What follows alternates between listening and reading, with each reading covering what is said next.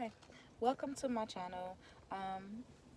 For everybody that don't know me, my name is Ronice, um, and I'm having VSG. I got approved for my surgery, and I'm super excited. Energy kind of low. I look kind of plain Jane because it's actually 3 days before my surgery. I'm on a 2 week liquid diet, and I can't have like my nails done. I can't have my lashes done. So therefore, no need to wear makeup or get my eyebrows done if I can't do any of those things. Like, what's the point? But my lips were kind of dry. I think I got slightly dehydrated. Not dehydrated in a way of where I'm not taking care of myself, but I haven't really drank anything today. I just been running a few errands, so my lips were really dry. My skin's kind of dry today, so when I get back home, moisturize basically and get my water intake up. Um, so I'm having the surgery. Woohoo! I got approved. Um, the 2 week diet, it's been very different. This diet has changed my life, okay? First of all, I've lost a lot of weight already. I think I'm at like 12 pounds where I lost. I've been cheating a little bit. Don't don't tell nobody, please. But it's not funny, it's not cool, it's not okay, and I get that. I understand. So for all you police, video police people, chill out, okay?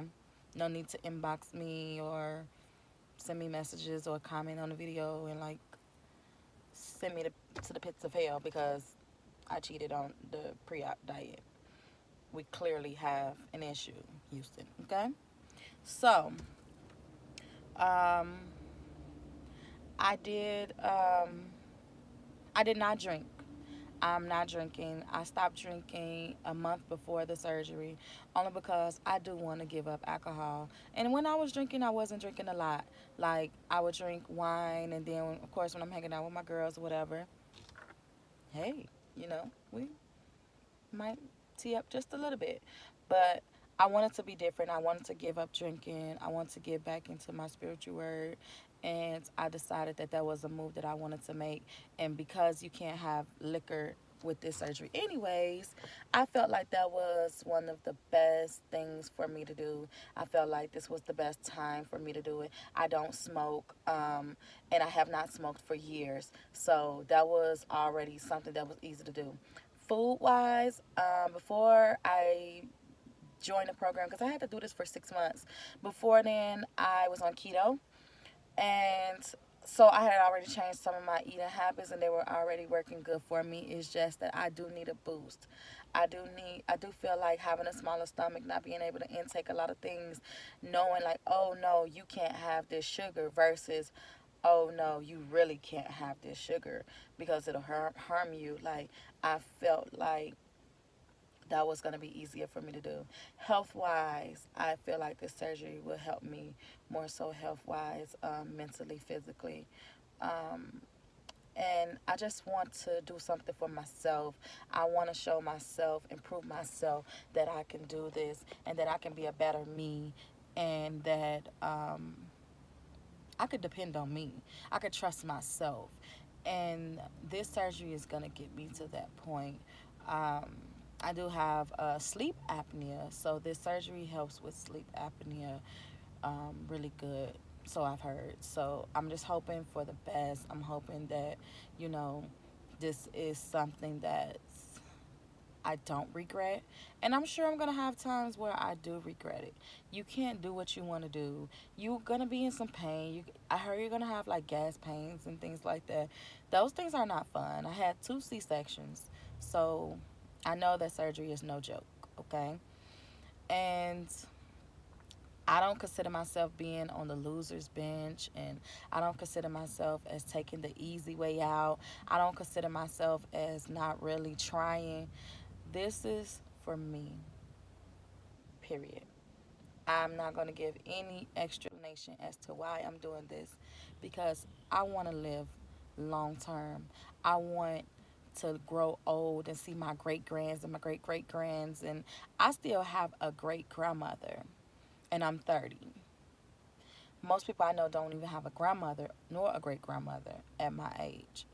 A lot of my friends have lost those, even their parents. They've lost parents way before this age. I still have my mom.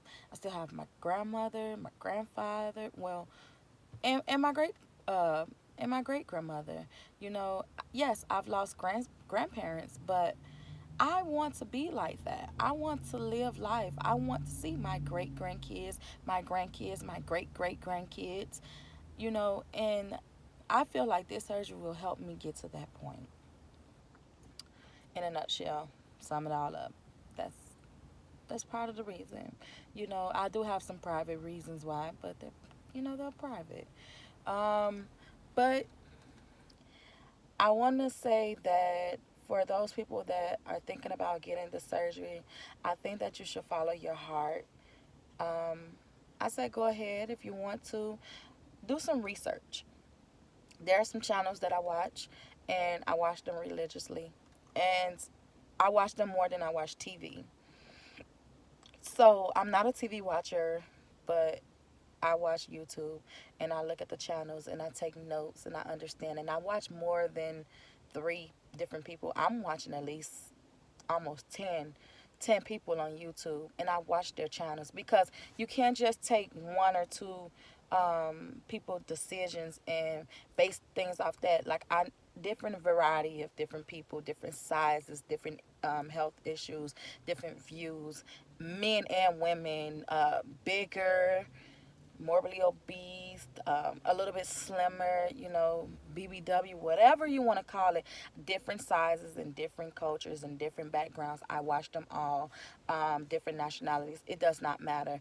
I have my pick of people who I feel like keep up with the videos, because there are some people I looked at their videos, they only have like 2 or 3 videos, and they did not just start out. This was from like a year ago, but I watched their channels as well because they had a lot of knowledge as well. I do not care who you are.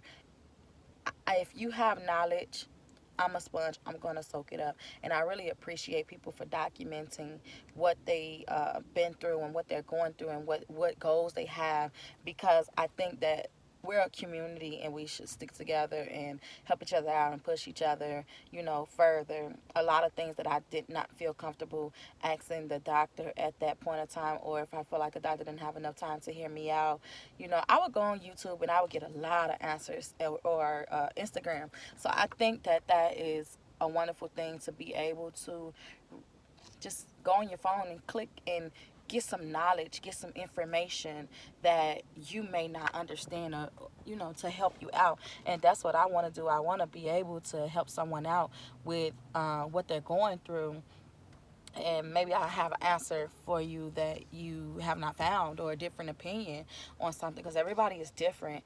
I know that I can't judge my situation off somebody else's situation, because like I say, everyone is different and everyone goes through something separately, but collectively this has helped me out a lot. YouTube and Instagram, and my doctors have been amazing too. But like I said, like, there's some information that you know I will forget to ask. Like, for instance, my contacts and my lashes and my nails.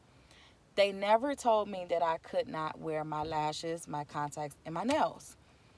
But I watched a few videos where I heard them say that. So when I asked the doctor, they were like, "Oh yeah, yeah, yeah. I thought we already had told you that. I thought someone else. They had. I don't know how it went. Maybe they thought the nurse or something had told me. But however, that little bit of information was very, very important, and I did not know how important it was, because your girl was on her way to the nail shop. Okay. When I first had when I was going in for C-section for my 2 kids, I have 2 boys. One is 5 and one is 1. Um, One is 1. But I went to the nail shop the day before, because I wanted to make sure when they come out, they seen their mommy, that I was going to be pretty. And even though I was going to be in pain, I was going to be the prettiest woman they ever seen in their life, even though I was the first woman they ever seen in their life. Well, technically I wasn't, because my doctors and my nurses, they were all women, but they wanted a pretty mama, and I wanted to get them that, okay? I know they wanted it. They kicked me and told me so. But you cannot have that um, for the surgery, because I believe I heard someone say that they're looking to see your nails, like the oxygen level or whatever, to make sure that you're breathing, because your nails they're first to turn different colors. So I do have my nails painted. They're kind of two tone, like, and they're kind of chippy. So I have to get that off. Today is, what's today? Monday. And my surgery is on Thursday. So I have to get these off. I'm gonna probably take them off today or whatever. My lashes, I just took my lashes off today. I had them on for a good 2-3 weeks anyway. They were the individuals, so they last a little bit longer. I took those off because if like cold or anything gets in your eye, or if you get sick, hopefully I don't, but a lot of things can get caught in like your lash or whatever, and you want to wash your face really good, any infection, and then it's just a lot of chemicals and germs in the hospital, and you don't want that in your eye. So that's another reason why you can't wear your lashes. And the same as your contacts. My contacts I can sleep in. They're kind of expensive because I have an eye issue, stigmatism or something like that. And I just learned of it. But my vision is horrible, like horrible. Um, I have like waterproof contact where I don't really know. I ain't even gonna lie, because I got these contacts a year ago, and it's been a little bit over a year. I actually need to go and get a new prescription or pick up some new ones. So I can't. Nevertheless, you can't wear contacts. You're gonna be asleep. Your eyes gonna be irritating. Last thing you want to do is be irritated by your eyes. Your stomach hurt. Everything else hurt. You don't want to hear anybody's voice, and you have to. When I wake up in the morning, I'm scratching my eye. Everything is itching, clearing my throat. I just don't want to deal with the whole thing. And then the lashes, yeah, like sometimes your lashes come off and they might go in your eye or whatever, and you just, yeah, I have my glasses on. Not only that, another issue for me with that, and I won't wear any makeup. I don't really wear makeup. I've only worn it like 3 times in my entire life. Um, but sometimes I do like my eyebrows and everything. But I'm just not gonna worry about that. I'm just gonna be free and ugly and plain old Jane me while I'm in the hospital recuperating, and I'll get pretty and dolled up a few days later. It's not that important for me to have to do. So it's like for me, it's not really a big deal. You know what I mean? So um, just looking at this girl, she parked really, really, really close to my car at the bank. And I don't know how she's gonna get out unless she's not gonna get out. But anyways, so yeah. I'm just not gonna worry about that. I'm gonna wear my glasses. Also, I have to bring my CPAP machine during during the 6 months of this program. I was going to my nutritional classes. I was seeing a regular doctor, and I had to do the endoscope where they put the camera down your throat. That was one of my first visits, and then I had to do a sleep study. I also had to see a psychiatrist. Um, and I'm trying to think if I had to do something else. Once I did the sleep study, that's when I found out I had the sleep apnea, and they had to give me the machine. So then I had to start seeing a different doctor as well. But luckily, I was able to see him on the same day that I seen the nutritionist and the regular doctor, and I would have to see them once a month. Only issue was like he was at night and they were in the day, and it was at the same place, and I had to pay for parking, and sometimes I would be able to get the free parking pass, but sometimes I wasn't. So I was kind of irritated about that because like I had kids and I had to take off for work for that day, and I would literally be getting up, taking my kids to school or daycare rather, and going to the clinic, leaving, and running all my errands, going crazy, and then having to drive all the way back to the clinic to go and see this guy. because he was monitoring me with the sleep machine, making sure that I was using. I had to use it for more than 4 hours a day, and it was just a lot of stuff that was he was going over. I really felt like it was unnecessary because every time I go, he just weighed me, took my temperature, looked at the score sheet to see how I was doing for that whole month, and then that asked me if I was okay, and that was it. And I was kind of upset about that because fam, they just weighed me 5 hours before.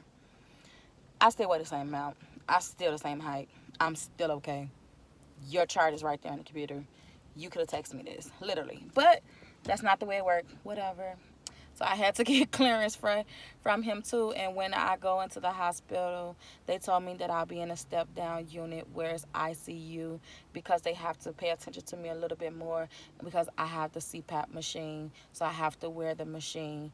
And that I definitely did not want them just putting that machine over my face if I'm too knocked out and mess up my eyelash or my makeup or my eyebrows.